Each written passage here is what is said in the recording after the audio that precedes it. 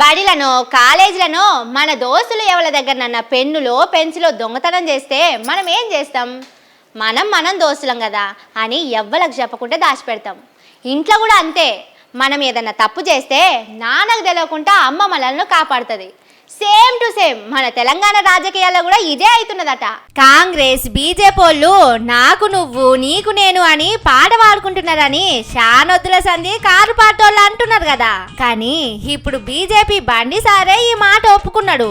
ఏంది నమ్మబుద్ధి అయితలేదా? మీరే చూడుండ్రి. మంత్రులు ఏం చేసారు? ఓ పెద్దగా సకుటుంబ సమేతంగా దుకాణాలు తెరిచారు. 15% కమిషన్ తీసుకుంటున్నారు. ఇలా బిల్లు పేమెంట్స్ జరుగుతున్నాయి. చూసిండ్రు కదా, రాష్ట్రంలో మంత్రులు 15% కమిషన్ తీసుకుంటున్నారట.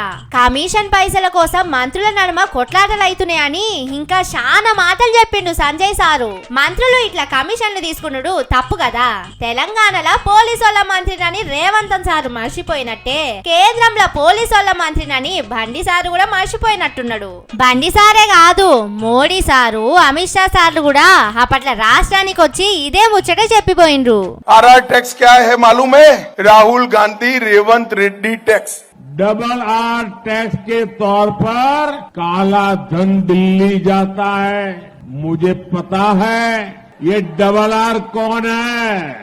రేవంత్ సారు కుర్సీ ఎక్కిన 4 వద్దులకే మోడీ సారు అమిత్ షా సారు వచ్చి ఆర్ఆర్ ట్యాక్స్ ల గురించి చెప్పిపోయిండ్రు. ఇప్పుడు బండి సారు కూడా చెప్పిండు. మరి తీసుకుంటున్నారని తెలవంగానే ఏం చేయాలి? కేసు పెట్టాలి, ఎంక్వైరీకి రాయాలి. దొంగలేవలో సారే చెప్తున్నాడు.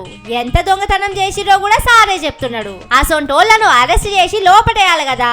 ఓట్ల ముంగట మాటలు చెప్పి సోషల్ మీడియాలో పబ్లిసిటీ చేసుకున్నాడు తప్పితే కేసులు పెట్టింది లేదాయే, అరెస్ట్ చేసింది లేదాయే. అంటే ఆళ్ళకు ఏదో గట్టిగానే ఉన్నట్టున్నది.